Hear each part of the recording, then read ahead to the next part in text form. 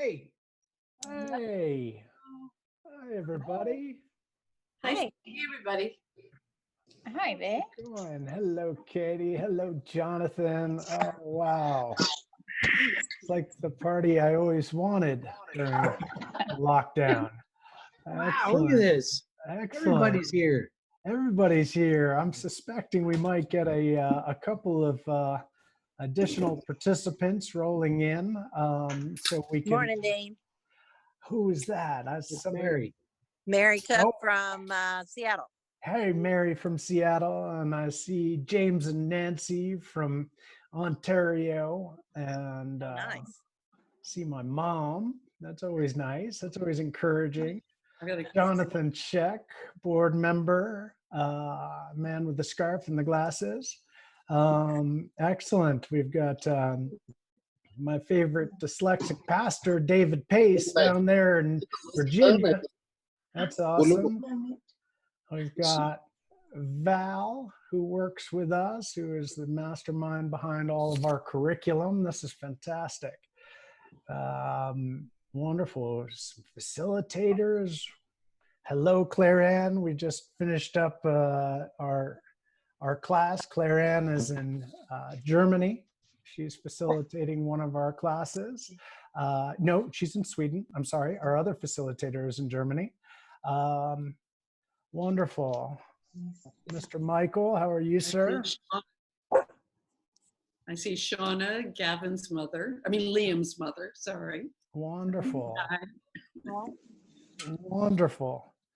This is great. This is great. Well, I'm sure I'm going to repeat some of these early comments over and over as people join us, but thanks for being here.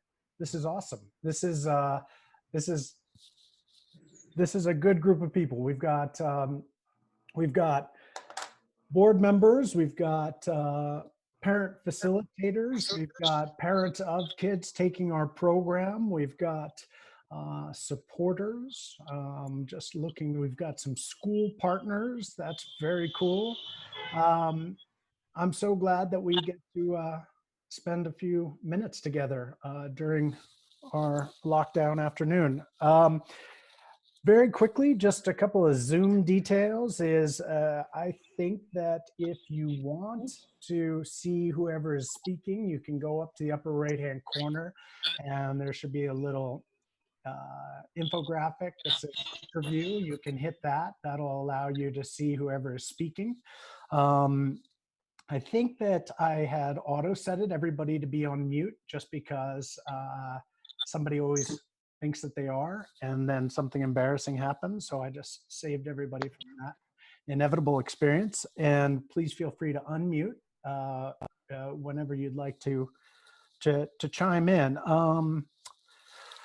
We have Katie Henry on the line, who, believe it or not, just joined Noticeability about 3 months ago, which is sort of baptism by fire. Wow, one of our partners from Nigeria is having some technical difficulties. Hopefully she will jump on. Hopefully we'll get our folks from Zimbabwe to chime in as well. We've got some students over there. So Katie is on the line because I can easily get distracted by the chat box on the right-hand side, where if you would like to ask something or comment on something, please go ahead and do so in that chat box. That'll prevent me from having to read it, and Katie can maybe just chime in if there's a question and I can answer it. Everybody knows that if I am given a soapbox and a microphone, I will never shut up. So please spare all of us from that experience. And this is really designed to be sort of a roundtable, an opportunity to kind of share what we've observed during this sort of 2020 special edition of our offering. We've got some of our facilitators here who have been really instrumental in making this happen. We've got some parents who have hopefully witness good things in terms of how their kids are responding to the course. And Katie and I are very interested, and as is Val, I presume, in hearing feedback on ways that we can continue to improve this service. It's been a pretty drastic pivot for us. Because who suspected this? But I think that we were inherently, at least 50% of what we do has been sort of designed to be perfectly suited for this type of environment. The other 50% we had to make up as we were going along. And we by no means have done it perfectly, as I'm sure many people can attest, but I think it's going pretty well. I did want to share, just so you know where I am. I'm normally located in Boston, but I just thought everybody would appreciate that this is how I spent my morning. We are in the state of Maine. This was my morning. So I don't know how many of you are experiencing the polar vortex, but I had a quality snowshoe there this morning. So just to give you some context, and James, that was specifically designed for you because I'm getting all the snow in the world, and James up in Canada is desperate for a single snowflake.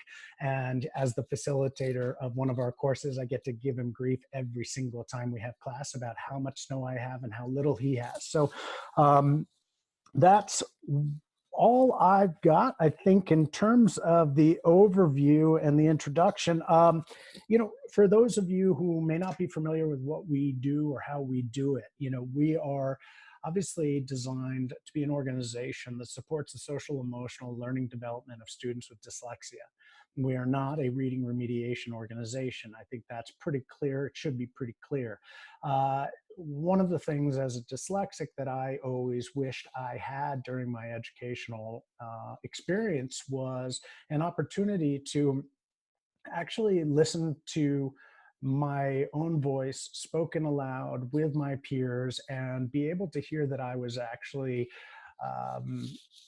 that my perspective was valuable, that I was coming up with ideas that others found of interest. And, I had the good fortune of going to a private liberal arts college where that was desirable, that was coveted, that was welcomed. But for the first 12 years of my education, that was the last thing I heard, and it beat me up. And so the idea was, how can we create an opportunity to incorporate students who are going through that very, very potentially traumatic episode in their lives, what we call early elementary and middle school, and allow them to cultivate a positive narrative around their dyslexia, one that addresses their strengths and allows them to understand that despite having challenges with reading and spelling, that same brain construction provides them with what I consider quite significant advantages, and how they can not only exercise those, but also remember them when they're going into on a daily basis into school, and getting that inevitable sort of negative feedback loop of failing a spelling test, or finishing after everybody else is finished, etc. So the way we designed that was to create these enrichment courses that focus on those professions where dyslexics are disproportionately successful, and that's entrepreneurship, engineering, architecture, and the arts. And the way we had originally designed it was to have half of the content, meaning the fundamentals of entrepreneurship or engineering or architecture, taught online, so that when we partnered with schools, we didn't ask those schools to become specialists in entrepreneurship or have their teachers need to take a crash course in entrepreneurship. We would convey all that content in an online format. And what that also allowed us to do was to teach lessons using different modalities of learning, video being the first modality in an online environment, but also using graphic and pictorial imagery, as well as auditory or verbal teaching. Right? These are all sort of indigenous to the way that we as dyslexics learn. So we had all of that set up, and I think Nancy Foy is on the line, one of our principal and most valued partners at the New Community School in Richmond, Virginia. I've had an amazing opportunity to work with school leaders like that who understand that if we can take a strength-based approach and illuminate these kids to what they're good at, that chances are they are going to become more inclined to stick with academics when it becomes difficult. They're going to feel better about themselves. They're going to be cognizant of the stigma that they may be placing on their dyslexia or that they perceive others to be placing. And so with leaders like Nancy, we've had a really wonderful 5 years of rolling out and working with these schools where we rely on teachers to facilitate the one thing that we couldn't, which is the project-based experiential learning. So for many of you on the line, I'm sure you understand that the idea of learning as you do is something that has been around a long time, but is rarely practiced in school. We need to actually have these kids in particular roll up their sleeves and get dirty in their learning, and by doing so they tend to really absorb content in a much more constructive way. It's certainly my story, and it's the case for my dyslexic son, my dyslexic wife, my dyslexic father, et cetera, et cetera. So we counted on educators to then facilitate these, what we call soul centers, these 3-person student groups in the classroom where they would take the knowledge that was taught in the online environment. The teacher would facilitate exercises where students would work together and be able to hear each other's thoughts, ideas, and most specifically rub up against each other's sharp edges, because the focus of social emotional learning is how we can start to self-regulate in team-based environments and understand where those rough edges lie and maximize our contribution. So this 3-person sort of petri dish allows the kids to safely exercise conflict resolution and negotiation and active listening. So everything was going really well. And then, a little pandemic rolled in. And so the idea was, I'm not a first responder. What could we do to contribute? And the idea was we could reach out to individuals who may have had interest in our programming, who may not have been able to receive our programming in their school, and see if they'd be willing to engage in an experiment of doing that in-classroom component through Zoom, online, through virtual meetings, remote learning. And I have a very, very generous family in Minnesota that was kind enough to sponsor this endeavor. And we are now almost in the final week of our first cohort of students. That is, I think, 9 teams. And then we have our second cohort of students who've just kicked off. They're on their 3rd lesson of a 5.5-week undertaking. So all total, we've got approximately 48 or 49 students from 5 different countries. We've got the great benefit of having had a set of individuals step forward and say, we'd love to learn how to facilitate that Zoom meeting so that we as an organization at Noticeability can ensure that there is proper adult scaffolding and instruction going on in that Zoom meeting to make sure there's no bullying or bad language, et cetera. But also to make sure that students understand that they have that scaffolding, but aren't being preached at, aren't being taught as they would in the traditional sort of sage on the stage model that they, quite frankly, loathe, for lack of a better word, in most educational environments. And so, we've had these facilitators who have come out of nowhere. I mean, like I said, we've got facilitators in Canada and the United States. We've got a facilitator in Germany and a facilitator in Sweden. I mean, it's really quite mind-blowing when you consider how far-reaching this pivot has enabled us to become. And I think for me, selfishly, one of the greatest things, well, I mean, granted, I'm spending about, on average, about 30 hours in the classroom each week. But selfishly, what that enables me to do is be working one-on-one with students, where our older model, I didn't get to see them. Maybe I would show up at a school and I get to meet some of the kids, but I didn't get to know them. And in this environment, I'm really, selfishly, I'm getting that opportunity, and it's been extraordinary. It's been really, really extraordinary. So I don't know if I said that clearly or comprehensively, but I would love to do one of a number of things. The first is to pause, which is a rarity for me, and be quiet and listen if anybody had any questions, or Katie, if anybody typed any questions, or you don't have to type questions, you can just unmute yourself and ask. And then what I will try to do is, if you ask a question that has to do with something specific, I'll try my best to actually give you a specific answer, but I'll take that opportunity to sort of tell other relevant information that might pertain to that answer. So that being said, I do want to pause and see if any of this provoked thought, questions. You know I can go on, so don't do that. Don't make me do that.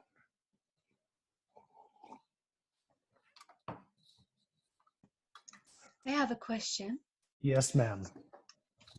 Having it available online has enabled people like me and my children to access your course, which would otherwise not be available.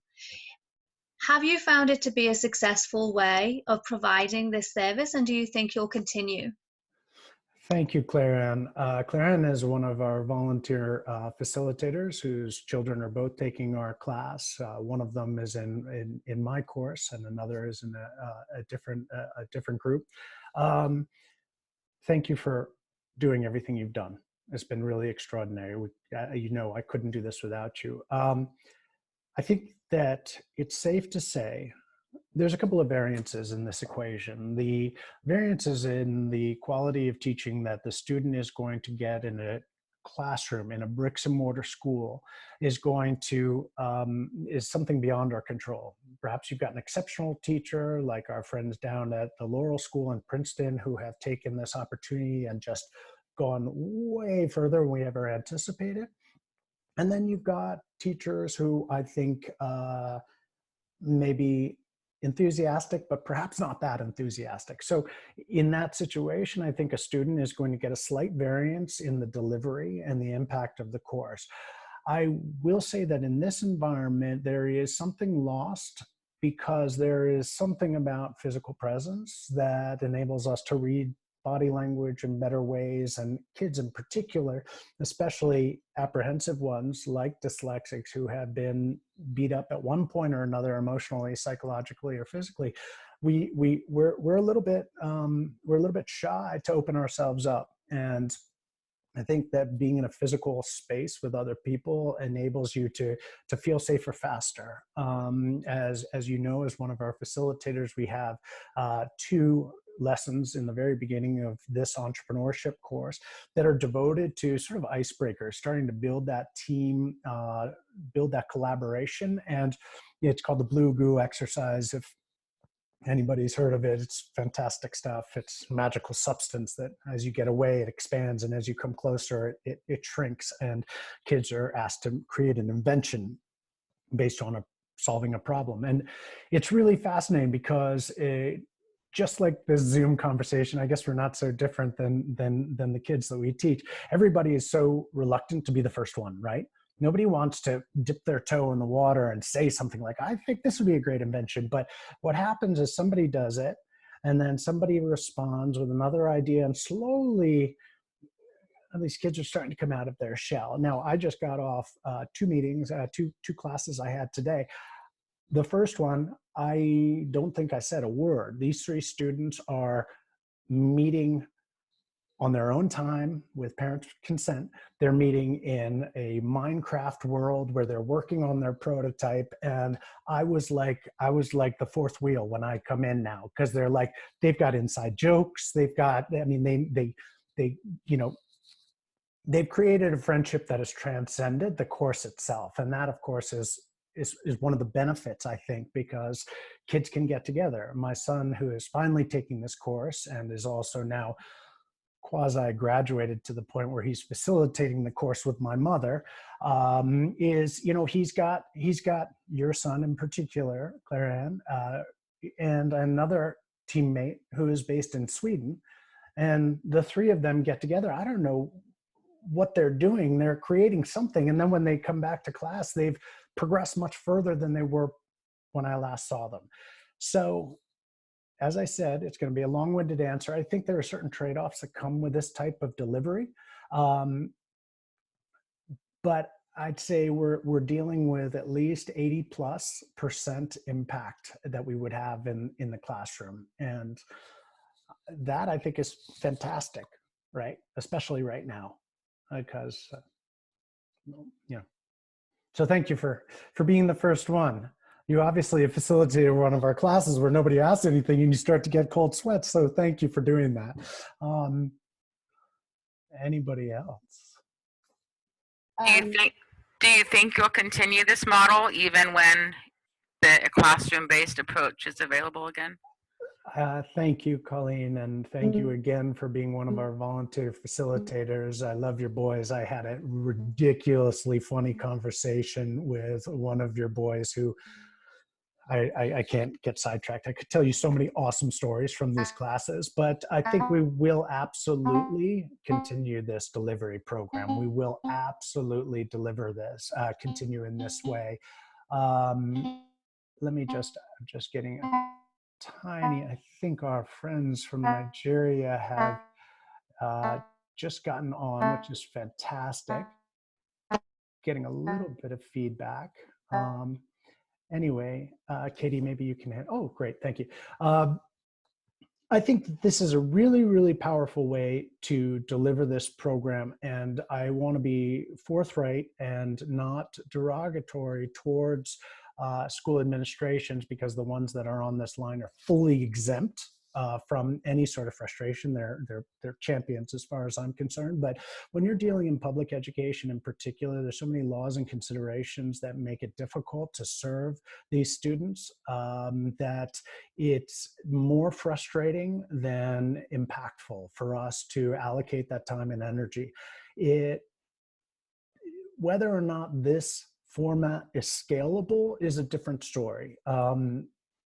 We've had incredibly generous parents like you, Colleen, step forward and enable us to do this. However, we are also, we're also constrained by volunteerism. And, while we all have a little bit of extra time on our hands, although it doesn't seem like we do, I don't know what's going on, but, parents have stepped forward and been able to help us. Now, we might continue to navigate what it looks like to get volunteers. I posted once on idealist.org, and I had to take down the post so quickly because there were so many people volunteering to facilitate that. I just got kind of afraid by how overwhelming that response was, and I hadn't thought it all the way through, so I put the brakes on that. But I think if we are able to figure out a way to, we have the training for facilitators. We also, my attorneys on the board have allowed us to get endless policies in place and protective measures to ensure that kids are safe in this environment. There's not a physical threat, but I want to make sure that everybody's on the same page in terms of child safety. And if we can think of a way to scale that up, that would be fantastic. If it simply means taking, 6 volunteer instructors, or what we have now, maybe 8 or 9 volunteer instructors right now at this present moment, and maybe adding one more student, so it's not 3 students, it's 4 students in a soul center, then we could theoretically, add another 20 students to each cohort. I, for one, am also recognizing that right now, having 2 overlapping cohorts, one that started earlier, the second one that started as the first one was progressing, is just a little bit difficult for me psychologically to make sure I'm in all the right places and remember where we are in each class.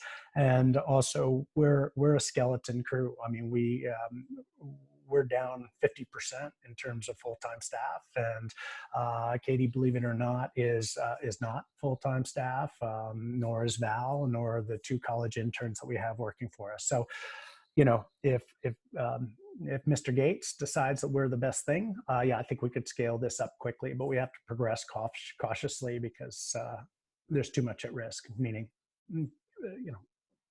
kids, how kids feel about it, we need to make sure that they get the best facilitation possible.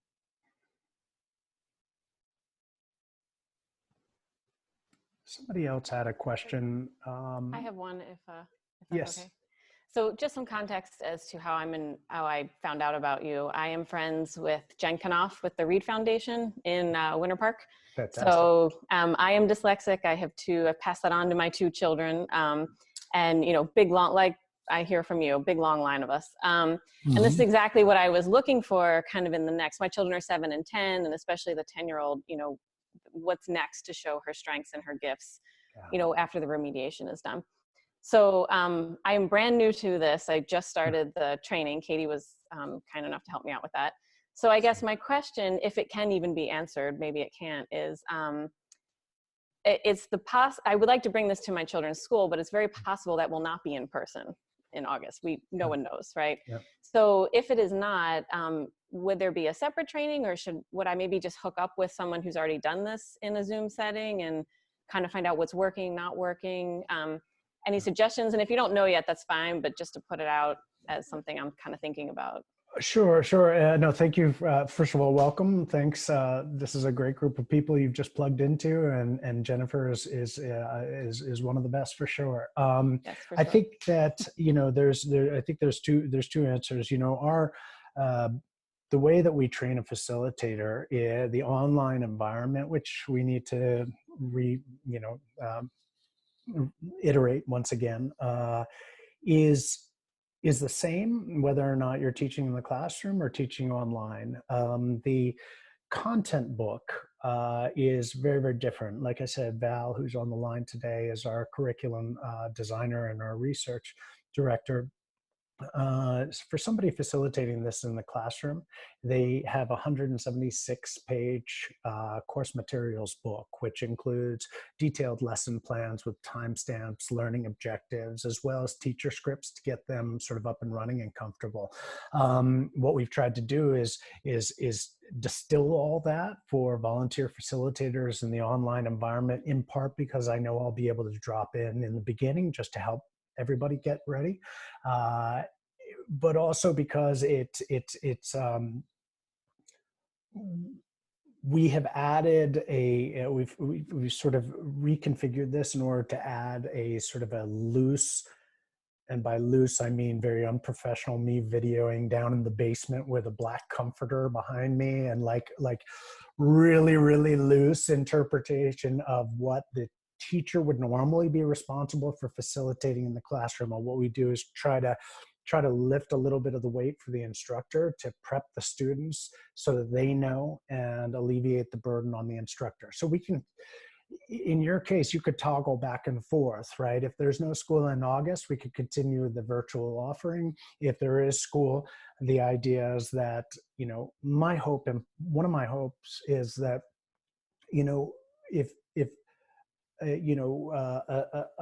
a parent and their child have taken advantage of this remote learning opportunity, and hopefully the child has had a positive experience, the parent, when school goes back into session, can say, hey, this was really good, and I think it should be here at the school, in which case we can then resume that relationship with the school. And hopefully the dream is to have it become sort of a standard part of a school's offering, which has been the case for, again, I can't see exactly who's on the line, but 2 of the school administrators that I think are on the line, they have really kind of incorporate this. I mean, this is an SEL program that they've incorporated in their schools. I mean, it's an honor to say the least, but that's the dream. Okay, yeah, that would be my intention as well, that it would just become part of their offering. Yeah. As we go. Okay, thank you. No, thank you.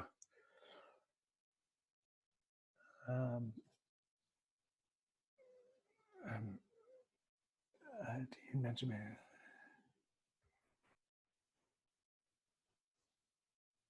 Wow, thank you, Colleen. I'm seeing Colleen's post about if anybody knows a Gates-like character. Yeah, we could use it. We could use it. That's for sure. So, Katie, you'll text me if there's any questions or. Yeah. Well, I'm just going to say, Colleen just asked if there's something that you can do as parents or volunteers to endorse or support networks to donate or financial support. Yeah, so I mean, Thank you. I mean, Colleen, you're my plant, right? Thank you. What she said. Yeah, no, I mean, it's been, I don't know what this economy is going to do to an organization like ours. And I think, many organizations this size are in a lot of jeopardy, miraculously. And I say that word, I use that word with all sincerity.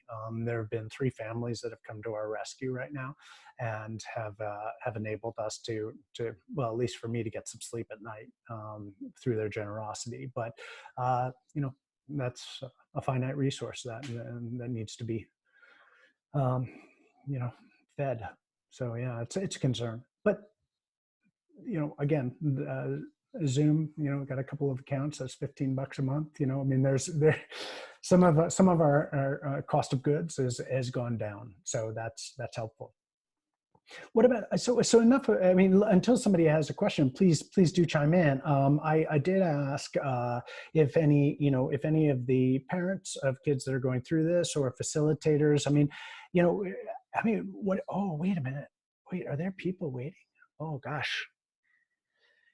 Oh, Katie, I don't know if I messed this up. No, oh no. Well, I was just about to ask, because we haven't included anyone in a while. Uh-oh, So, okay. as the host. Sorry to have everyone hear this. Oh gosh, I'm sorry. Yeah, sorry. No. Hey, can you control that, Katie? I cannot. You cannot? Great. I can't. You know what? I will sign on with my laptop. You can keep going on, and I'll see if I can do it.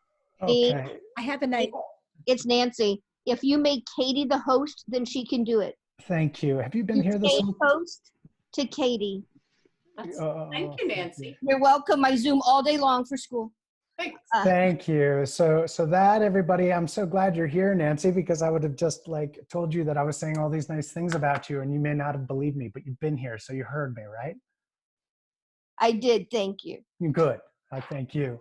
Does anybody, Sylvia, I'm so sorry. We had technical troubles getting you in. I'm glad That's you're okay. here I'm now. here now. Thanks. Yeah.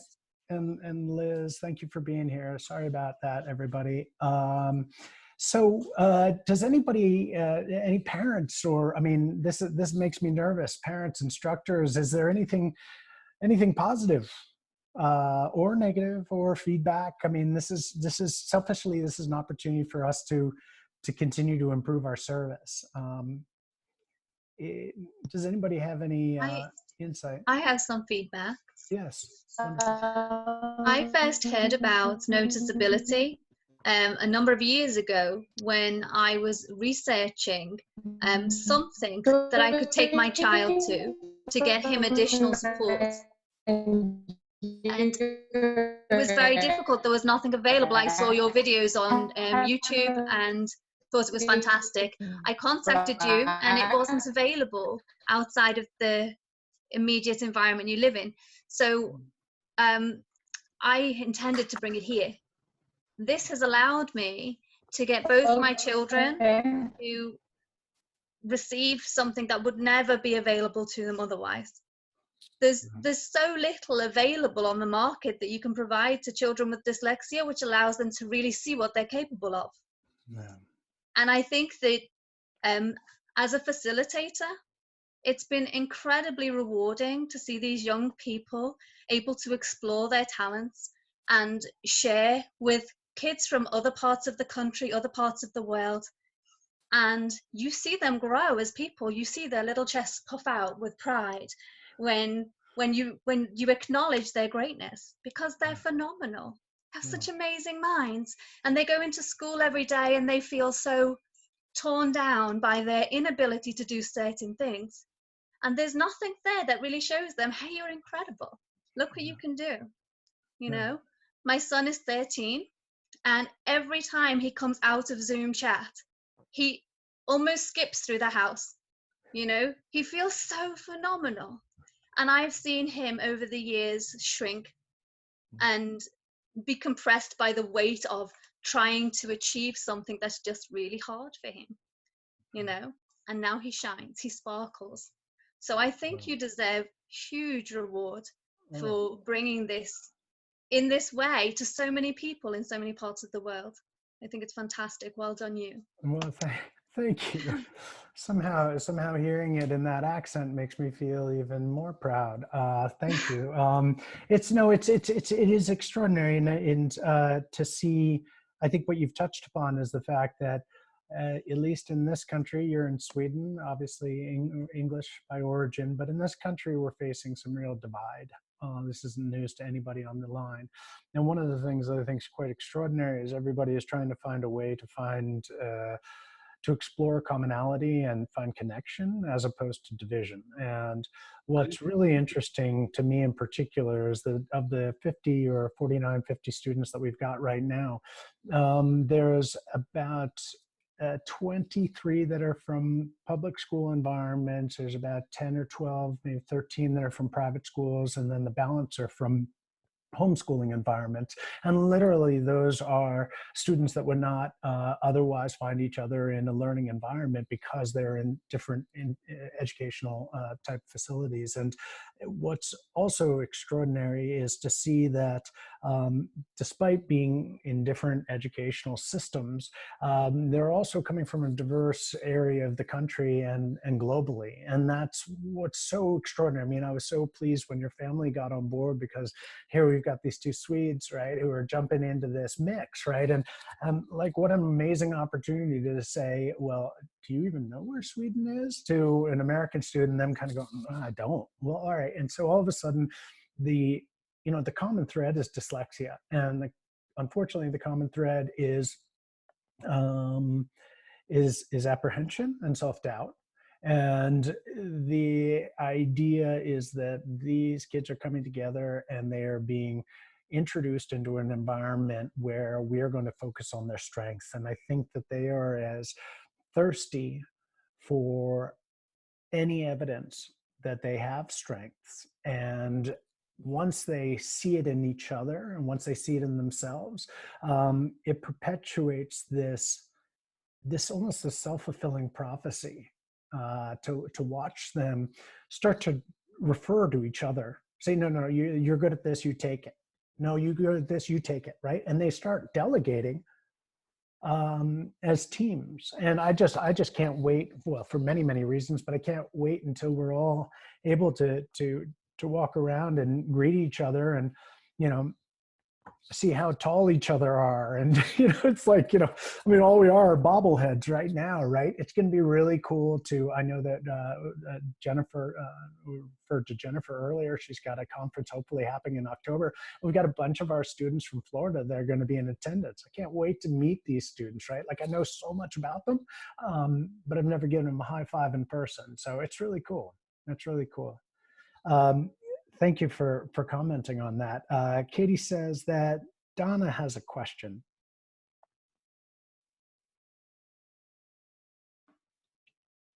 Does Donna have a question? Oh, you want me to read it, Katie? All right. Well, what do you put? I can read the chat. We have a few people. It takes me longer to text than I actually read wonderful. it out loud. Robin, who is one of our wonderful facilitators, I have to say, she had said that she completely agreed with Claire that her son skips and rides on a high the entire day after the Zoom class with his group. Well said. And then Donna did say that she'd love to share praise and she had a question. So I'm not sure if Donna's still here. Yeah. Donna, you jump in. I'll fill a dead air here for a second. You've locked the mute setting. She needs to unmute. Yeah, okay. I'll just fill the dead air and say that what's also really, really fascinating is that when it comes to our instructors, we literally have professors in blacksmith, like metalwork. We've got corporate conference facilitators.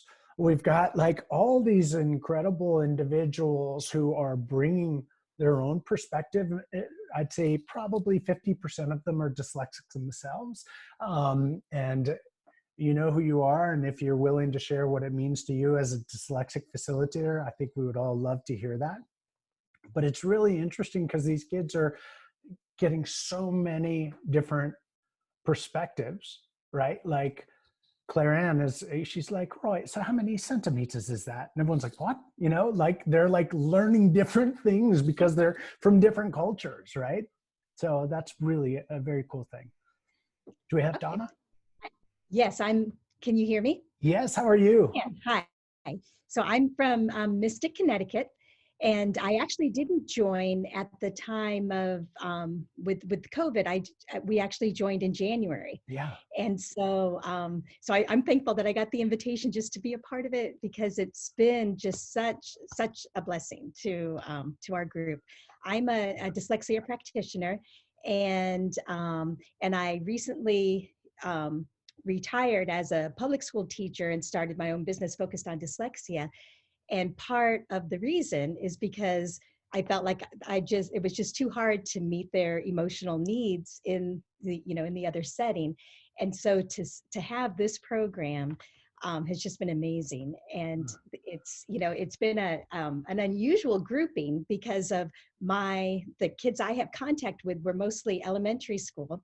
Yeah. And but with my business changing, I had one 8th grader and then 4th graders and 5th graders. And I wasn't sure, how would this work with my 8th grade boy who hates school and, my 4th and 5th graders kind of being immature. And, would he, and I was like searching high and low for, a high schooler, because he's very mature. In fact, he's the one that you said, watch out MIT, when I sent you his video, right? Yeah. So, but he thinks he's not smart. And you wouldn't believe it. For him to finish school is going to be a challenge for, emotionally. But yeah, so yeah, and you've seen him. So he, and so to think, when I talked to his mom about this program, she's like, he's not the type to add an hour to his school day, and there was no way we could do it within the school day because I had middle schoolers and elementary, and, but he was, anyways, he agreed to it. And it's just been amazing, that even with 4th graders, and he's so smart, but because, it's strength-based, and he's, I just see him, he's able to be a mentor to the youngers. Yeah. He's just able, everything is just going really great. We ended we didn't get to do our final presentations. That's the only thing we didn't get to do when the virus hit. And so, but we have reconnected as a Zoom, we had a brunch bunch yesterday, and we just, so what have you been doing to, to be, stay productive and having fun, and, and everything. And some of them had their more inventions that they were working on, during this time. And anyway, so it's really been just amazing to see the kids, just recognizing their strengths. Even, this one, my 8th grade boy, when he was first deciding if he was going to sign up to it, he knew, he was like 20 sessions, extending his school day, and, he asked, he's like, well, I guess, if you're dealing with dyslexics, it has to be 20 sessions, because we're slow learners. And, and again, I said, no, you're not a slow learner. You just don't want to read to learn. And, and he's that one, again, that you said, watch out MIT, when you saw just how he was willing to spend extra time. Like again, he's not the type to do his homework at all. And yet he chose to take blue goo to a level, that we didn't even, have time for him to share it in the course. But I had a couple of kids stay after the course so he could talk for a half hour because of the invention that could actually work if blue goo had those properties, and it would be marketable and everything. So anyway, so it's been really great. The question I have is there any chance that that the document for release for the parents to say that something pictures can be shown, is there any chance that might be changed a little, because it's so scary my parents won't sign it? I know. And, It's and like, the reason, let me say, the reason I'm asking is because I think it would be so satisfying for the kids to, you know, to just be able to share things, and you know, and it's, you know, I mean, I know certain parts of it have to be there, and they're used to signing things, but it just seems a little more than usual. you know, thank you. So first of all, thank you for everything you said and the feedback on the course. And let me start with the most undesirable part first. Believe it or not, that release was me begging our attorneys to make something friendly.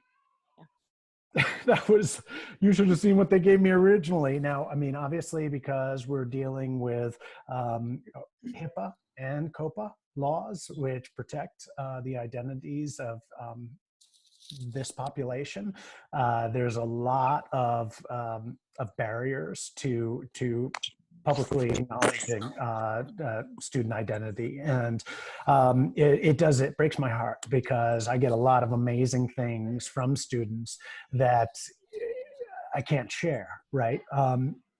Speaking to that student, that 8th grader that you've got, and incidentally, just so everybody knows, the presentation on the blue goo exercise is a groundbreaker, right? It's just for everybody to get to know each other. This student went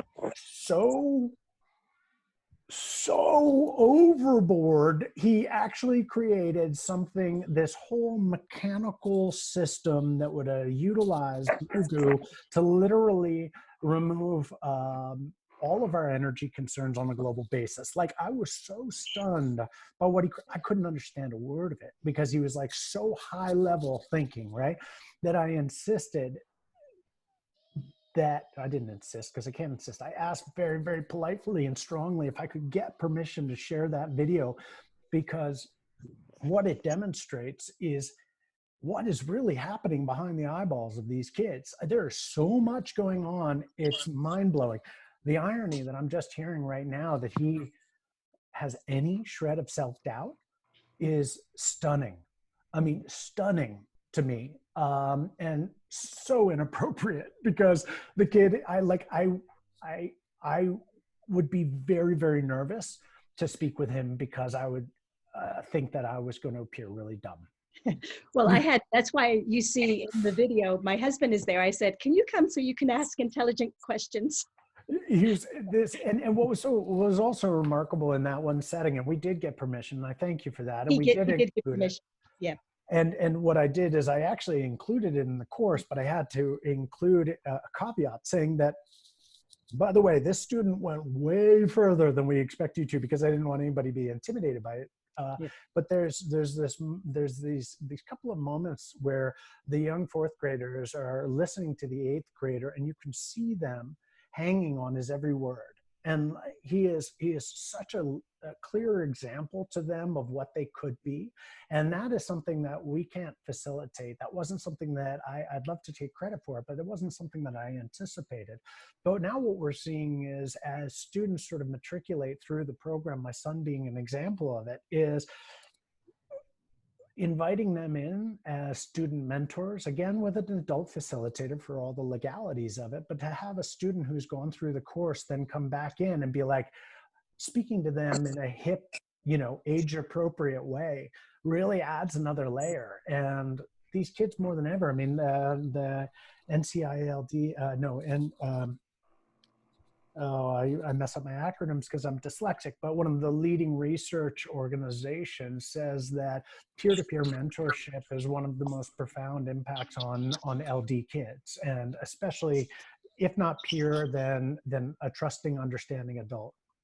And so to be able to bake that into this puzzle by enabling kids who have now become empowered to then circle back and help mentor others, it's extraordinary. And so thank you for sharing that. Oh, and the one last thing, the SEL development, you said 20 weeks. You know, one of the biggest things that we fear is being able to say that there is this social emotional development that transpires over a course that is so short in duration, because all of the researchers will say, now, for any sort of delta in self-esteem or academic tenacity, you need to have 12-month interventions, right?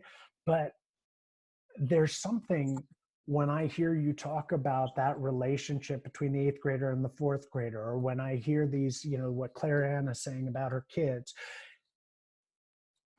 I don't know. I can't dress in a lab coat and mark that down, but that's pretty good evidence that something positive's happening. So, so thank you. That's really cool. Katie texted me to say that there was more questions. Fantastic.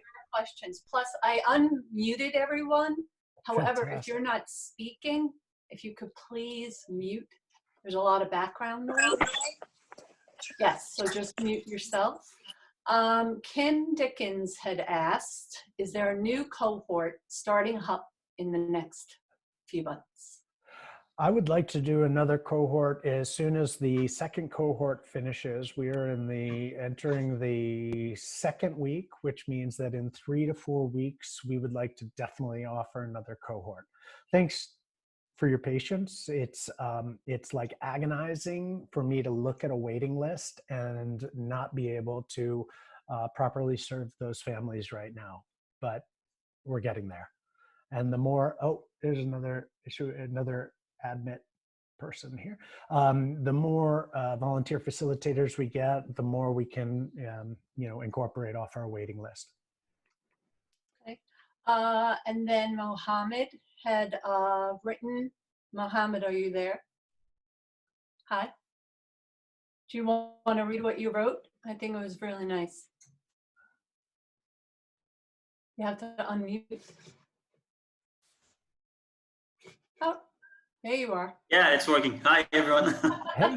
Yeah, it was not working. Anyway, hello, everyone. Hope you are doing well and stay safe.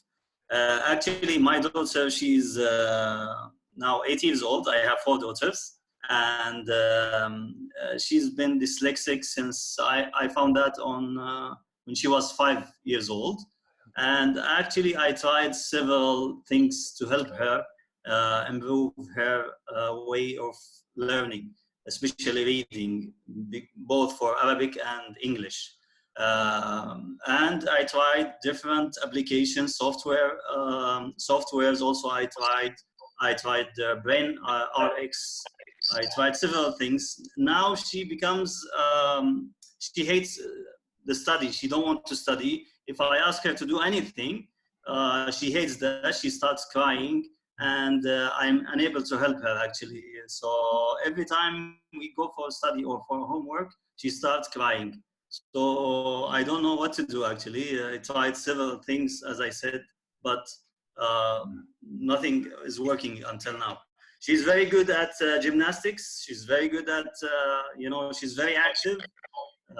Comparing to her sister, she's very good at drawing.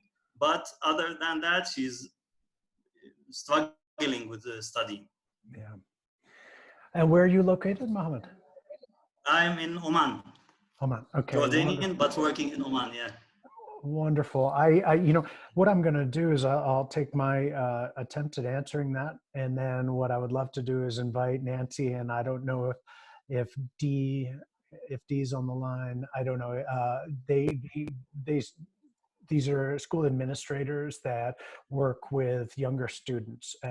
One of the reasons why we target students between about 11 and 14, 15 years old is because in theory, students are getting reading remediation early on, and that takes a tremendous amount of emotional and intellectual focus to master or to remediate their reading, and I don't want to step on the toes of that. I also know that there's a certain level of maturity that needs to be established in order for students to start operating in team environments the way we've structured them. Obviously, they all work well on the, in the gymnastics team for sure, but the way that we've structured our exercises requires a little bit of a sort of that 10, 11, 12-year-old maturity level. As far as where your daughter is and how she's feeling right now, when you say that, I remember myself at that age, and I'm sure my mother also remembers me at that age, and my reaction was exactly the same. And it's quite frankly, it's just a terrible time. And it's just a really, really sad and gut-wrenching time. I think that you have demonstrated what a terrific father you are by noticing her gymnastics, her drawing, and trying to take all these proactive roles and feeding those things that she is passionate about, that she does do well, because I think that's allowing her to cultivate a sense of identity that allows her to be resilient when she's getting bombarded by daily challenges and sometimes failures. Nancy, or I don't know if Dee's on the line,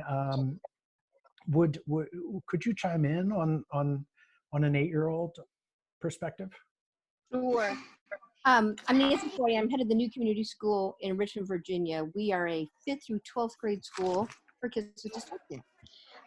So I have worked with 8-year-olds. Been in this field for a long time before I came to new community. And Dean's absolutely right. You know, at that age, they need that direct instruction from an informed provider of how necessarily prepackaged programs sometimes aren't so successful, but to build that relationship with an instructor who knows how to teach them and to build them up while they're doing so. And at the same time, introduce some assistive technology. 8-year-olds can handle a lot of assistive technology. And we have really smart kids who deserve to be able to show what they know while they're learning to read and write. I'm happy to talk with anybody and help look in your area. International Dyslexia Association might have some people for you in your area. And I'm happy to put my email in the chat. So if anybody would like to chat about how to help your child, I'm happy to just be a resource. I'm on Dean's Advisory Committee because I love dyslexic children. And you just generally rock, Nancy. So Cannon had a question. Yes. I don't know what the question is. Oh, okay. Oh, hi. Okay, sorry. Cannon is actually my son's name. So my name's Jennifer. Sorry, I didn't realize that I was signed in for him. But my question is Cannon is 11. He was just recently diagnosed with dyslexia. He has been in some learning programs in the past, and when I talked to him about getting on the waiting list for this, he's very hesitant and I think a little bit intimidated. It's been recommended for him to also be put in an evidence-based reading program. And my fear is I just don't want to overload him and overwhelm him all at once. So I didn't know if now would be an ideal time for him to participate in something like this, because I would love for him to do this, or if you would think it would be better for him to get some an evidence-based reading program done before he participates. I think he has some time not in school right now. It's so much school. It is a really wonderful balance. You know, remediation is hard. It's hard work. And we're asking them to focus on areas that are challenging for them. We've used Dean's program for, gosh, what, Dean, 3 years plus. It allows them to focus on their strengths and be creative and say, you know what, this reading is really hard for me, but wow, look at this cool thing I just created and I can bring this to fruition. So as a leader of a school for dyslexics, I feel very strongly we need a balance of helping them with the skills that are hard for them, but helping them identify and nurture their passions and then build those social emotional skills. Those are the 3 tenets that all of our kids need. Okay. Yeah, and you're going to get a special opportunity to hear from James, one of the parents. But let me, before we turn over to him, you know, one of the most resounding messages that I hear from students with dyslexia is the false belief that they're alone, that they're the only ones going through these struggles. And for me, in particular, I remember that sense of isolation so vividly, and I feel like that was a very corrosive element to my growth.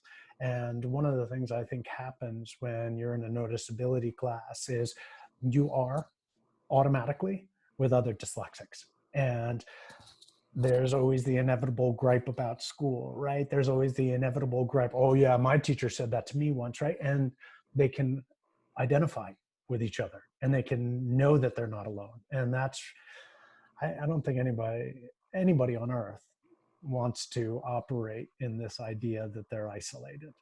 So having that buffer, I think, is really is an added benefit. But James, our favorite Canadian without snow, did you have something to say about that?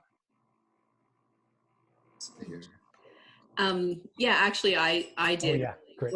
Both of us together, but yeah.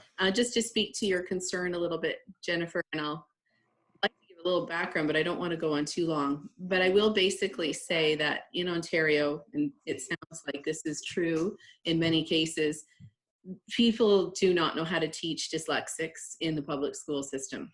And I can say that because I am in the public school system. So I've been teaching for 20 years, and I have a specialist in spec ed, I have a specialist in reading, I have a master's degree, and I couldn't teach my child how to read. So I went back to school myself and became trained in Orton Gillingham techniques. And I found that tutoring Marcos, it's going to be an ongoing thing for a long time, but he is making progress. But what was missing was this program, what Dean is offering. So I've been following him for over 2 years now, trying to find a way to teach one of his courses to Marcos with a group of students. I was envisioning it being a face-to-face kind of thing and trying to find a group. But the idea of it was that, you know, as Marcos will say himself, instead of focusing on what he's bad at, like the reading and the remediation, that he's focusing on something that he's good at. So especially at this time right now, I'm finding it a really great balance. So I'm trying to do 2 or ideally 3 lessons with him a week. I usually only get to 2, but then he also has his noticeability twice a week as well. And so it's a really neat balance. And in fact, some of the things that I've learned from noticeability, as well as reading the book, The Dyslexic Advantage, we've been able to, even when he's working on something, when I'm tutoring him and he's doing something, I can say, oh, but you know what, that's because you're so high on material reasoning. The trade-off of that is that, yeah, you're going to, you know, reverse some letters and do that kind of thing, but that's just your trade-off from that great strength. And he's like, oh, yeah, okay, well, that's not that bad of a trade-off then. So we've been able to reframe even his tutoring a little bit, which has been really nice. It's a journey for sure. God, I'm going to try to protect so much confidentiality and anonymity and everything, but just to say that the couple that just spoke, they acknowledge they've got a son in our course, and both of them are facilitators of 2 different student groups, not their son's group. And it's been amazing to get to know a family in this way. Like every student, Marcos has challenges and Marcos has tremendous assets. And ironically, one of the challenges that he has that I won't describe was, I think, bothering him early on in the class, if I'm inferring correctly. And he is now about to participate with his team in a Zoom presentation like this with a bunch of little heads in little tiny boxes, listening to their business idea. And to imagine that he went from some of the trepidation that he had, 4 weeks ago, and is now gearing up for this presentation. Like, I mean, I'm getting goosebumps.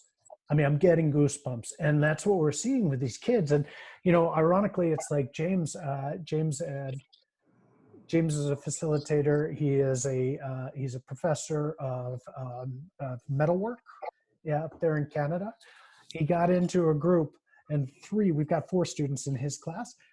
3 out of the 4 students work with metal. I'm like, well, welcome. I've got a Canadian professor who works with metal too. Welcome. So it's like, What? I mean, we're such a cool population. To be able to feel that affiliation is unbelievable. Yeah. Gracie wrote, is that you, Stephanie? Ah. That is another one of our wonderful facilitators. She had a question. She's wondering if Noticeability has considered establishing some kind of closed group for those associated with Noticeability where they can communicate and help each other, which is a great question. Yeah, that's a fantastic question. And one of the things is, again, going back to what Donna was saying and some of the concerns that we have to make sure we are absolutely diligent on are those legalities around disclosing identities. And as adults, we can participate willingly, and that's fantastic. But kids, that's a different story. One of the things that I tried to incorporate with varying success was this iDyslexic platform, which is a company I've gone over and met the founder and the COO in Ireland. And what they've tried to do is they've tried to create a social media platform only for dyslexics or parents of dyslexics or teachers that serve dyslexics. And the idea is that they've got this additional verification level, which reduces the possibility of trolling and all the other negative things that we think about with social media. I put that out there, not that it's the panacea yet, they're startup, but my hope is that an environment like that allows people to start to gravitate towards sort of a social environment. One of the other organizations that I really admire here in the United States, and I'm not sure, I don't know if they've got, Stephanie's in Germany, I don't know if they've got a German presence, but is called Decoding Dyslexia. And those are parent-led organizations that have a chapter in every state in the United States and some in Canada, where parents are able to get together and exchange sort of lessons learned from the field, tips on local educators or tutors, as well as do a lot of lobbying for legislative change, which is something that's really important to this movement and something that we don't do anything with. So I would look to that resource as well. Yeah, those are probably my short-term response to that, my immediate response. Okay, we have a question from Eloise. Wonderful. Yep, here I am. So late on a Saturday evening in Zimbabwe, it's got to be serious dedication. Yeah. So two things from our side. I mean, Dean and I had a conversation just in March. So we were going to launch what is our school term, which would have started this week. And we were hoping to start the first course here in Zim this week. But obviously, as with everybody, our plans have been changed.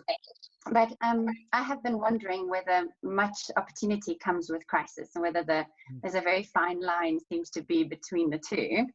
And that, there's such incredible disparity in my context. So huge differences between the handful of people that would be able to do an online course and people that just don't have access. And it's our education system's biggest issue at the moment is that we can't just switch to an online platform because people just don't have the access to data and into the connectivity needed. I see that is a Doyan from Nigeria. He had commented on something similar. So my question is a little bit about wanting to know if there's sort of somewhere in the middle between an offline and an online option. He was talking, I think his question was specifically, is it possible to have some videos downloadable and then facilitation in groups, which I guess is similar to what your in-person classes would have been. I guess for us, the being consistently on a platform like this one is not accessible to very many people. Yeah. But we could at least start by trying a combination of being able to watch videos, which we could do on low resolution or make more accessible, and then have discussions for some part of it. Just, you know, even any kind of online option would have to start with a handful of people that have the facility, but we just want to pull that thread and see where it goes, because the need is vast. And I think at the moment, last week, I had a meeting with teachers here in the city, and online, a Zoom meeting like this. And although our teachers are quite overwhelmed, they're also in a sort of rare place of saying, okay, just give us some advice here. We're quite open to listen, I think, because they're just out of comfort zone in every possible way. So I guess my question is about the data, and about trying to kind of do somewhere in the middle with some videos available and some discussions. And then the second part to the question, I see Marty from South Africa also was asking about something in their region. Obviously, we're just neighbors. Do you feel that kind of facilitating an online course like this, that people need to be in the same location or same sort of country? And question whether there's something we can do in this region together. Yeah, you know, I think there's absolutely something that you can do, and what we would love to do is make all of our materials available to you in order to assist you. And you know, one of the amazing things that we've had, or that we've experienced with our partners in the Netherlands and our partners in Brazil, is that every region brings both its challenges as well as its unique community that is dedicated to this cause. And so, you know, we are in a position where we want to do everything we can to support you. Of course, my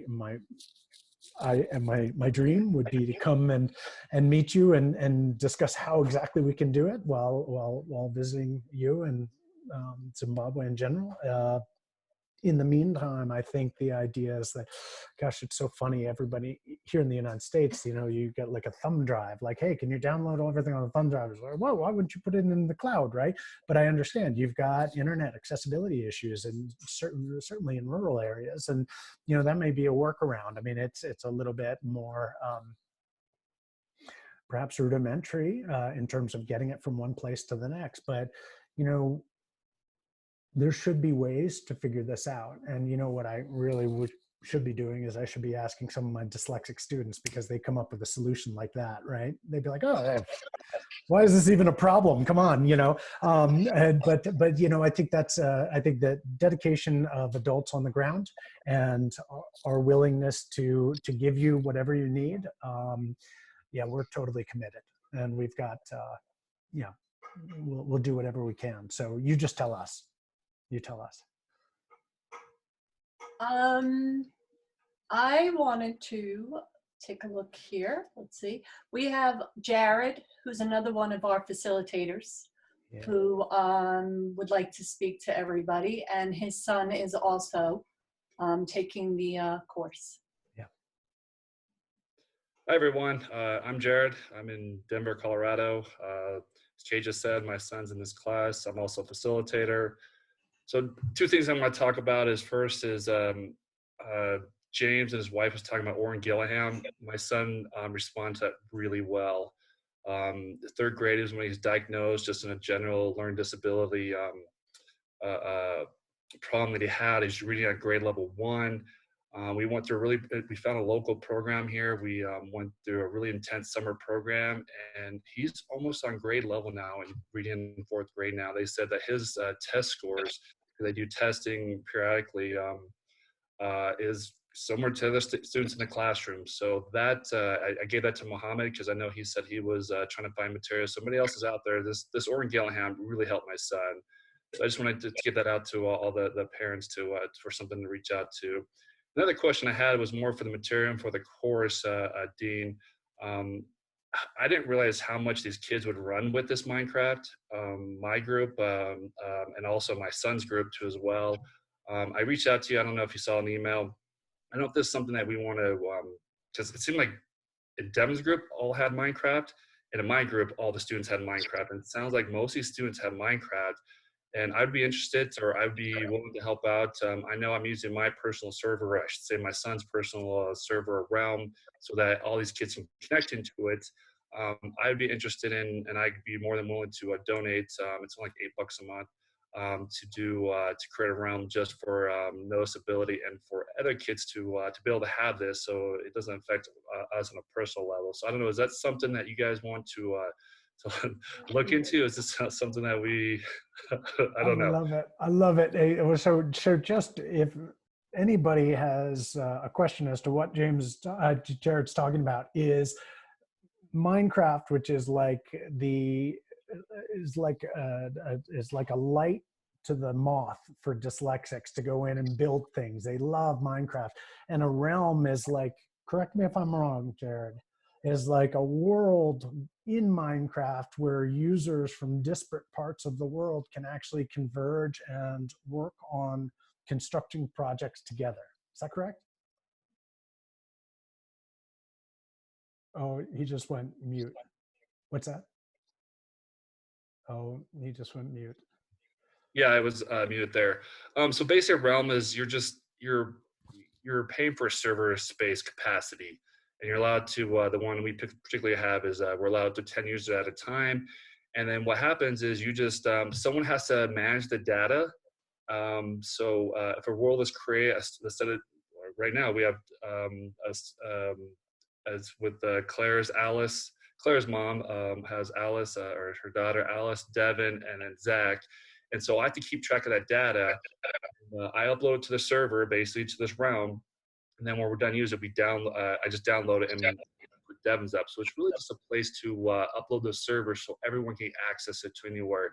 I mean, I can host it locally here, but that gets really hard to do, and there's a whole bunch of security things go on with that. But if I just pay for $8 a month through Microsoft, then anybody that has the code can connect into the server then. So it's basically just a way to connect everyone. That's a hugely generous offer, and I appreciate that immensely. And you know what? I think that if we are able to get, of course, the proper like parent consents and all that, and have a way to sort of a, you know, I don't want to call it a policy of understanding, but just some you know, rules that we expect the kids to follow when they're in that environment, so they're being supportive of each other. I think it would be amazing. I mean, I'm seeing some reactions here. You know, that would be awesome. Yeah, I mean, it would be so cool, right? I'm seeing everybody is very, very supportive of that idea and loves that idea. So let's explore that. That'd be awesome. There's like a whole new dyslexic ethos in the creation right now. Claire Ann wanted to add to Jared's idea. Alice has absolutely loved it, but I also have 2 children in the group that I'm facilitating who have independently used Minecraft to create their factories, to demonstrate how the filter is cleaning the air from the chimney, and they've done the most wonderful things. And it would have been fantastic if I could have done what Jared did, but I daresn't suggest it because I don't have the technical capabilities to implement that. So if it was available as part of the course, it would be phenomenal. I can honestly say that Alice runs around the house while I'm in the middle of cooking dinner saying, come on, Mom, come on, let's get Minecraft on right now. Stop doing what you're doing. I mean, my children love food, but that dinner can burn. She wants Minecraft. And my children are very isolated. We live here in Sweden. We don't speak the language, and we don't have family nearby. It's difficult for them to make friends. And she's made friends with these beautiful boys who they're excited that she's there. She's excited to be there. And I think she's been able to connect with people really deeply through a game. You know, they don't even know they're working. Yes. Fantastic. That's so cool to hear. That's so cool to hear.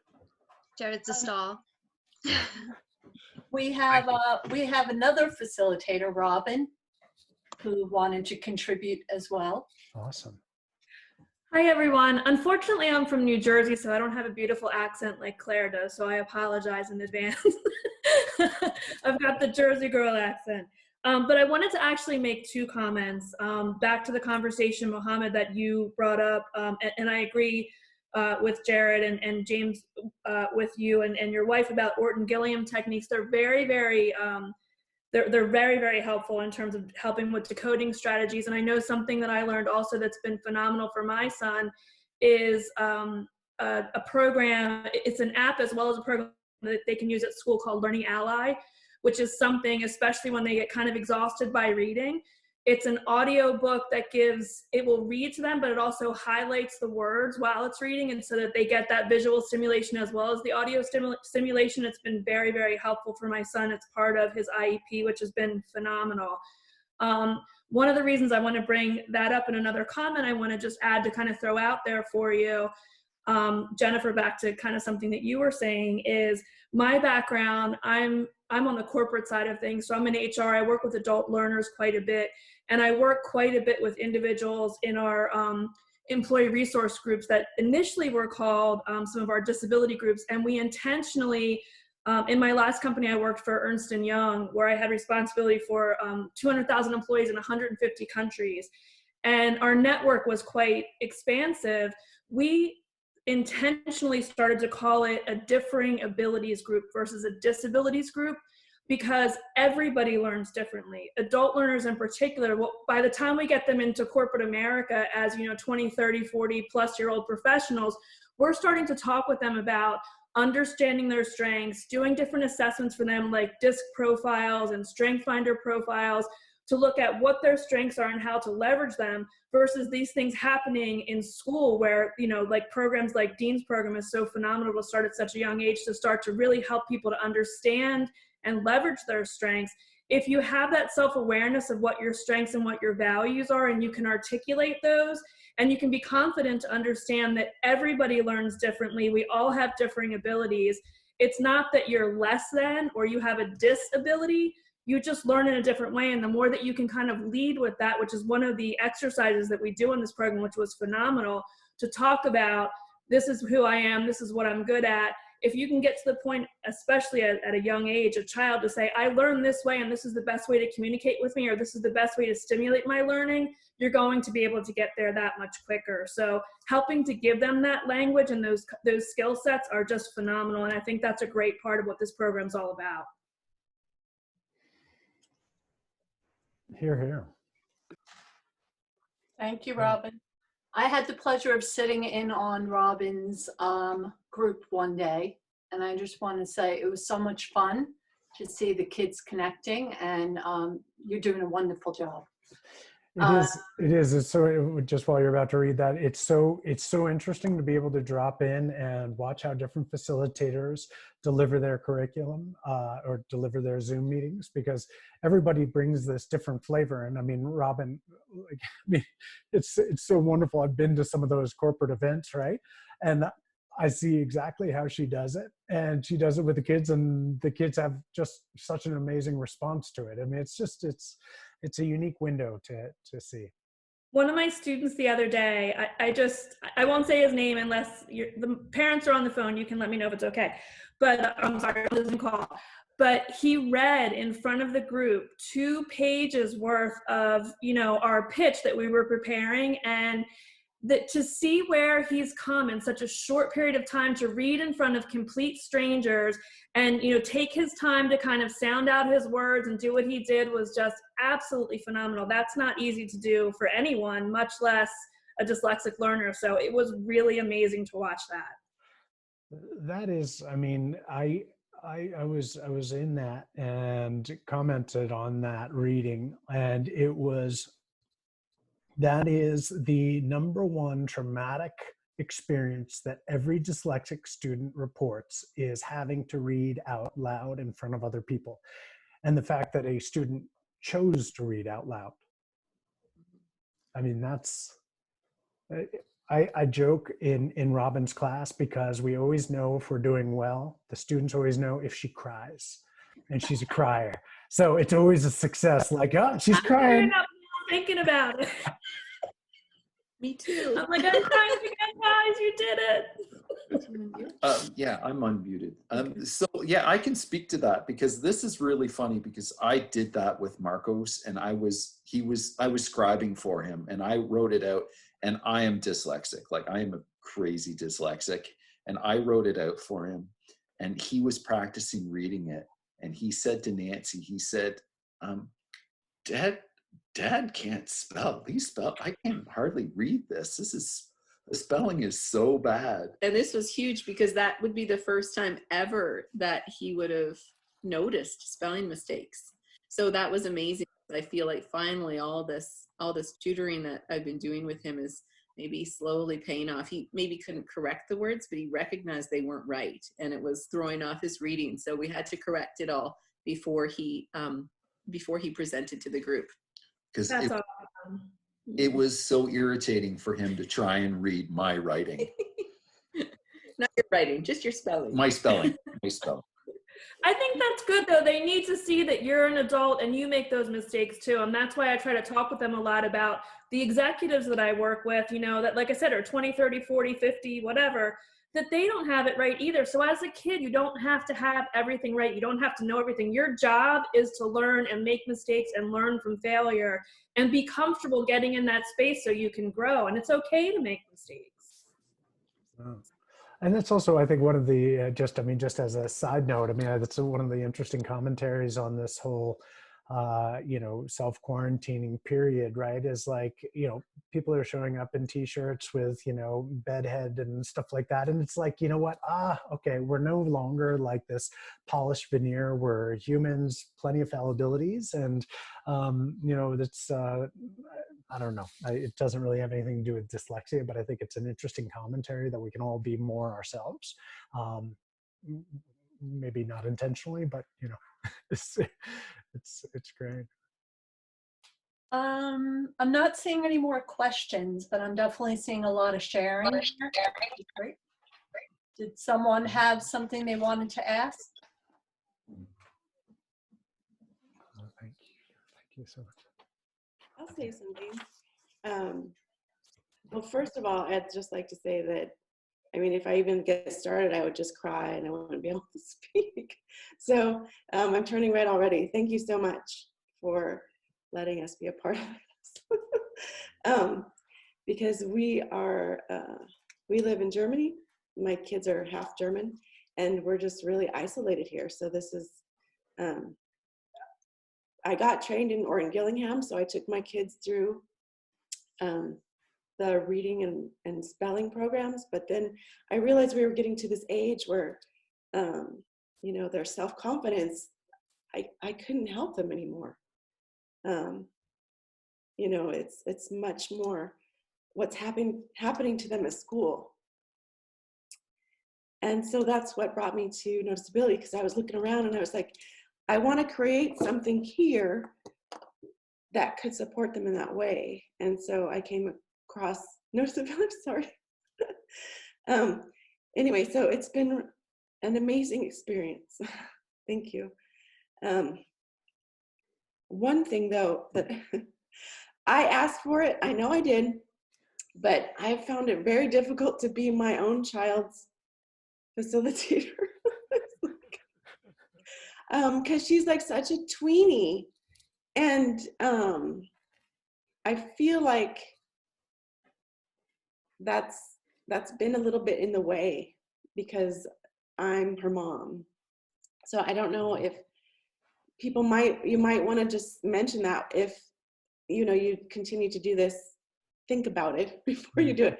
For us, it was more of a time constraint because I have twins, and so they both wanted to take part. And I thought, okay, if I do a third group, then we're going to be, taking up a lot of time per week. That would be 6 hours a week of. But anyway, I feel like it's been great to watch my other daughter without me being in it. You know what I mean? Mm. Anyway, that's just, it's not a criticism on you. It's just a comment, like a thought. Anyway, yeah. Thank you. And I'm so happy to meet all of you and to be part of this with you. And it really means a lot to me. All of your input, all of your questions, everything. It's amazing. Thank you. Stephanie, thank you. So much, Stephanie. Yeah, that's interesting. We've had a couple of it was interesting when we were kicking off our first cohort. We got, Katie and I asked parents, would you like to teach your own child or would you prefer to be in another?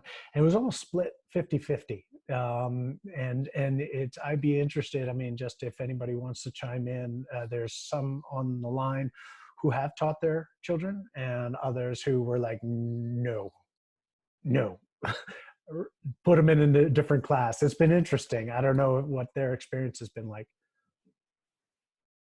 My experience was like, we went to Marcos, we talked to Marcos and we said, Marcos, like, would you mind if one of us was your facilitator? And he was like, nope, I don't want you as a facilitator.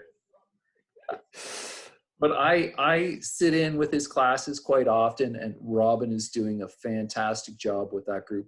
And but yeah, I have learned a lot just by being in the room with him and listening in. It's helped me a lot with my facilitation as well. So yeah, but he definitely did not want one of his parents helping him. So yeah, it's a tricky one. So sorry. Oh, sorry, go ahead. I have my son in my class, and it's gone well. I've kind of used him a little bit as a plant, especially in the beginning. But I know what his style is. I have to kind of poke him a little bit. And he too was like many of the other children that some of the parents have talked about, where he was like, oh, I have to do school because I have this, I don't want to be involved. So I think the first time around, he needed to see what it was all about and experience. And I just know that about his learning style. And then next go around, I could probably step away and let him, be in their class, and he would probably get much more from it than being with me, because of course mom never knows what she's talking about, because I'm, or his parents don't know what we're doing. But I did it intentionally for him because of his learning style, and I think he would get much more out of it next time if he was with someone else. Interesting.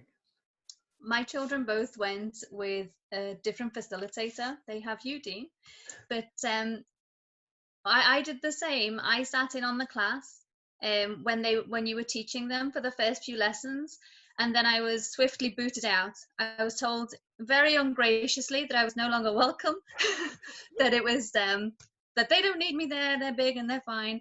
So as a facilitator, I found it easier to facilitate my group, having watched an expert at work on 2 occasions with the same class before I went in. So after that, I was very, unceremoniously thrust into doing it by myself. So I think it's actually great for them to not have me as their teacher, because Alice and Henry both said, yeah, it's fine, you can be my facilitator. But imagine what they would have thought 3-4 weeks in if I was their teacher and they were sick of me. They have to look at this face all day. And I'm with Claire too, as well as with Devin. I initially, I had it set up to where he was on his own. I wanted him to have that his own experience, but I was like Claire too, and I want to prep myself and watch Dean's videos. I would say after week 2, I was like stepping on Devin, and I was saying things like, you know what, I have to leave here because I was interfering with Devin's learning. And so I ended up just stopping showing up to the meetings, and so I had to start learning on my own and not get prepped for those videos, because I wanted Devin to have that whole experience, and I wanted him to grow as an individual. So that's what our experience was like. It's been, just again, for me, it's fascinating because I know that Jared's dog is named Milo, right? And I know exactly what Milo does that bothers the family, right? Because we're working on a solution for Milo when he needs to go out to the bathroom and nobody wants to take him, right? So that's our whole invention, right? And it's like, and then I chime in when I'm in Jared's class and he's working with different students, and it's just, for me, it's been extraordinary to get to know all of your families, and I know your kids in different ways than I know the adults, and it's I can't imagine how much, your lives have been inundated by noticeability. So thank you for opening the door to us. But it's I'm probably one of the least lonely people down in this lockdown, right? I've got entire families that I'm now friends with, and that's been awesome. So thank you.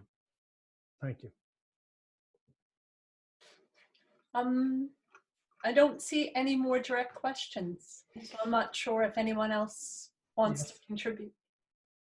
Can I say one more thing? Yes.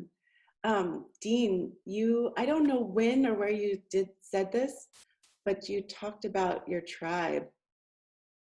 You've used this word, and my girls love this concept so much, they use it all the time, their tribe.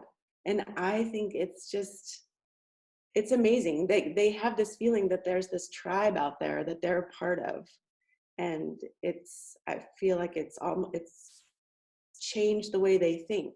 Like, instead of just being here by themselves, and they kind of know another kid or two who might have dyslexia, because our school's very closed about it, and they don't really share. I don't know. Anyway, and they split all the dyslexic kids up into different classes and stuff. So anyway, the fact that they have a tribe and that they've met now other kids and an adult, you and your wife, and I don't know if they've met others through this yet, but that's really been impactful, really, really. So tribe thing, very cool, love it. You're gonna make me pull a Robin. I'm gonna start tearing up. Seriously, that means a lot. Thank you. And that's, no, I can't say anything to that. That's like my dream. We're in your tribe, Dean. You can't get rid of us now. I'm gonna quote you. Like, Okay. I didn't think you would really come to Germany. Like, oh no, we're the room is ready. Thank you. You're all invited, actually. Please. Oh, thank you. Well, this has been wonderful. This is oh my gosh, an hour and 40 minutes. I'm so grateful to all of you, and this has been a blast. I mean, you know, for most of us on this line, we've got our presentations coming up this week, which is a big deal, right? We call that the fishbowl, right? It's Shark Tank without the attitude. And I see all the kids getting like very, maybe a little bit of nerves, a little bit of anticipation, a little bit of like, let's get down to business. This thing's getting real. And, you know, I have all next week and specifically next weekend to enjoy all of these presentations, and it's going to be amazing. It's going to be amazing. So thank you. I suppose we could wrap it up. I would be remiss not to thank all of you for making this possible, for taking an hour and 40 minutes out of your morning, afternoon, or evening to join us. Moms, happy Mom's Day. This is not the way you wanted to spend it, I'm sure, but thank you for making all of this possible. This is a big deal. This is a big deal. So thanks, everyone. Thank you for being here, and we'll see you at the next tribal meeting, right? Thank you. All right. Thanks, everyone.